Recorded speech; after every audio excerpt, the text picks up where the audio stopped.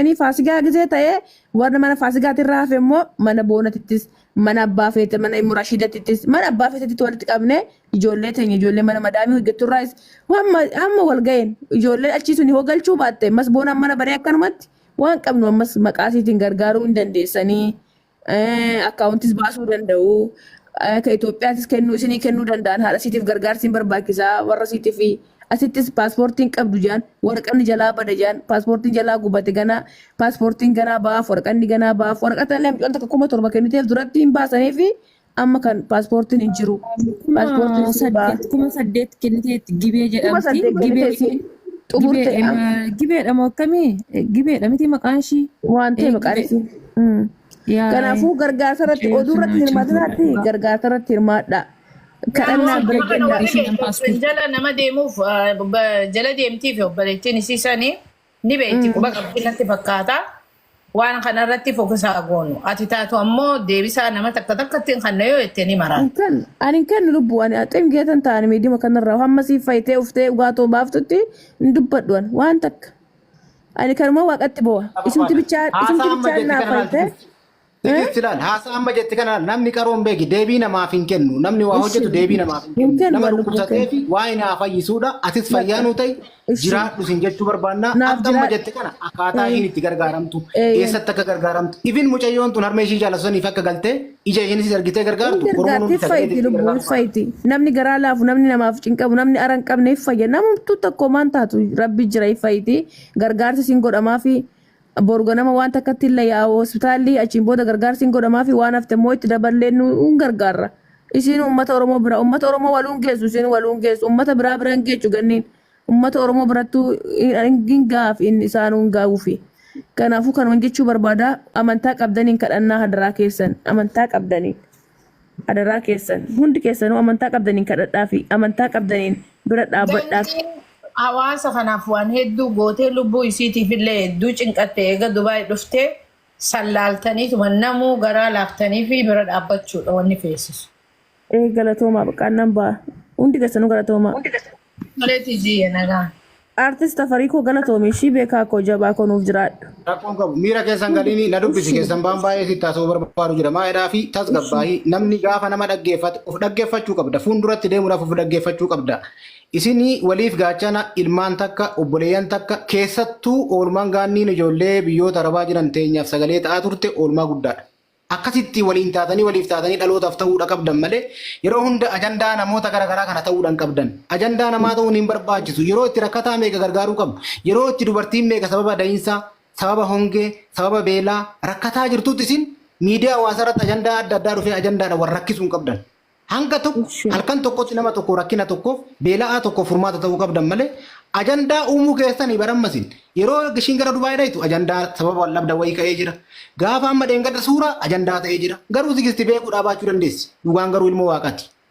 Sababa ajandaa taatan kanaaf immoo namni baay'ee sababa keessa suuraa kan garagalchee achi godhe ajandaa godhatee tiitoo qabanatee irraa odeessaa oole.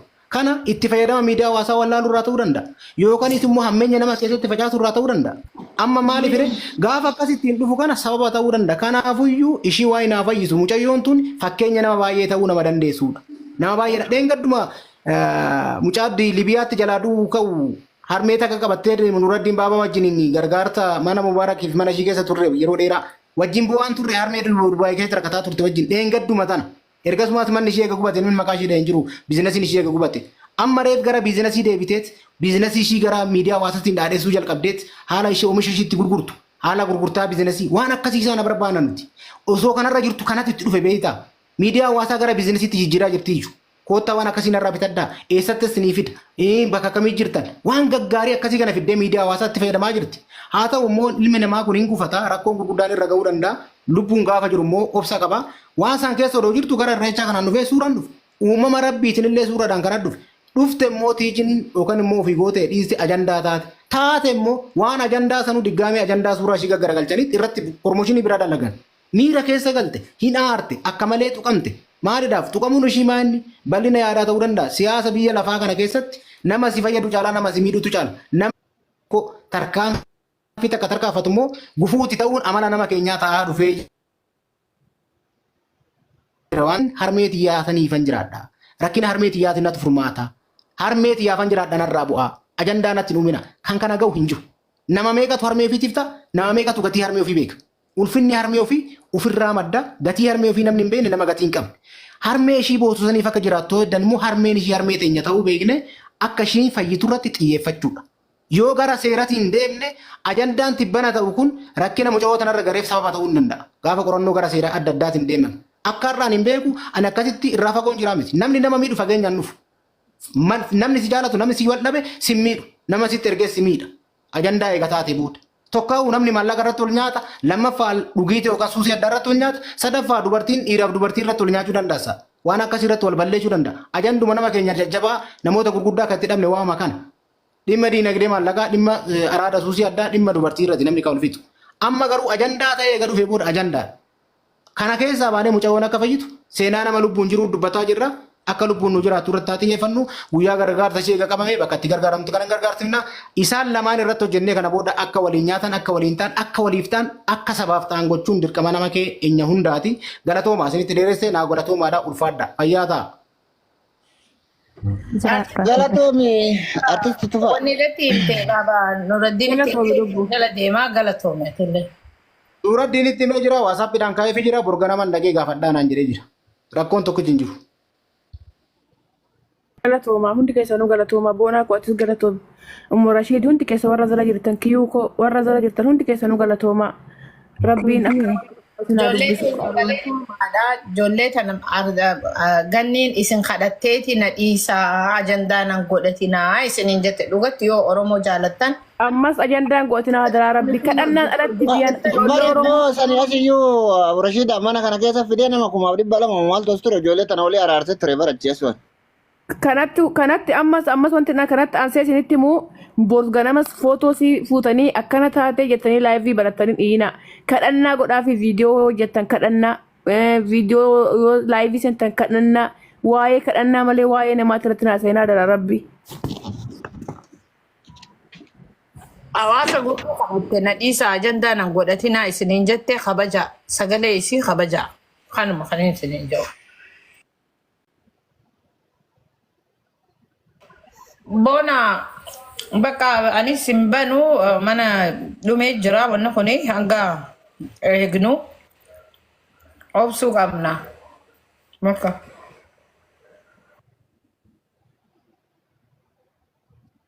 Ayyee Rashiida fayyaa ta'a hundi keessa warra jala jirtan hundi keessanuu akkaataa ishiin gargaaramtu irratti mana ishiin itti gargaaramtu irratti hirmaannaa godhuun dirqama nama hunda keenyati. Follow godheen jira follow walirraa qabna lakkaanu.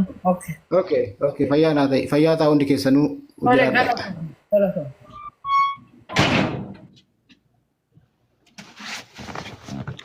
Okay ummato akkasiiti. Obboleessa keenya hundi dubbatu hin jee kiyyuu. Kiyyuun shamara moo dhiira sa? Ogguu dubbate agarra. Shamara. Dubbadhu mee. Oho jirtu baga jiraatta isiniin jechuun jaaladha. Isin baatee innaa uummata qaalii keenya kaa borutti kaa mana faaziyyeetitti jedhanii duratti sachi mana raachuu turre waaqayyoon biraa dhaabbatu kuma fedhaaf jaalala isaa godhu tokkoffaa wanni miidiyaa kanarra wanna sammuu namaa tuquudha dhugaa waaqa. Ololli namni hundi kaasee ololli namni hundi oofu sammuu namaa bobeecha. Ankan na dhibe. Erguma dhufu. Abbaa warrumaan boottan kun isin aboo mee maaluma isin irraa badee boottan. Zabiba keetu tuffaa maal keetu irraa badee boottan. Ashangulliitti boochaa arguun akkaawuntii kanaaf akka adabbii taasisu beektani. Maalumanni akkanaatti fufe boletti. Jaarsarraa du'e moo maaltu sii boochisame? Yoo isii gargaarsa barbaade taaptaap godhi kooppiliinki godhi. Kijibdu afuuftu itti fufe boletti. Kolfiti ijoollee. Wallaahi mee maal akkanumaan zaachaa gooti.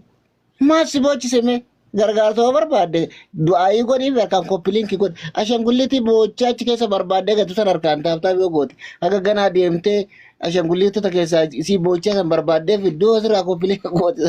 San dura faayidaa qaba jechuudha. Maal jechuudha wallaahi. Wallahi kun jaalalaa miti beekadhu akkaawuntiin tun itti deebisanii godhaniisi. Kaate bari imala barraa meeqa ergiti.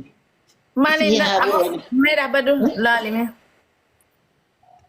Maali wannan kana. Hin beekaan ibbo. Uummatoo maal taatan akkasii hundi keessanuu galatoomaadha. Waaqayyo si haa fayyisu akkasi du'aayii godhaaf waaqayyo si haa fayyisu rabbi si haa fayyisu. Homatti Alamnesh amantan. maal taate? Maal taate alamnesh? Maaliif fi boyicha nutti ergita?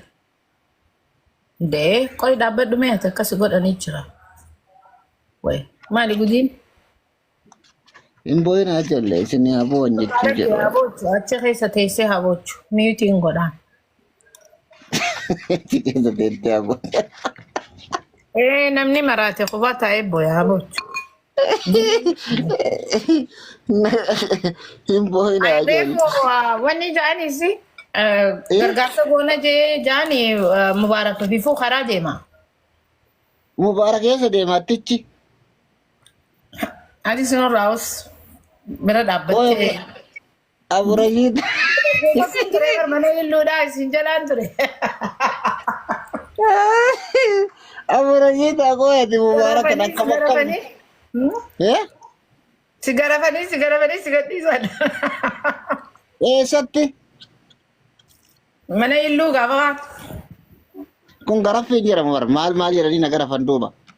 lakki yaada gaarii si kannani ada waan takka hubadhuu si hin jaani beekte.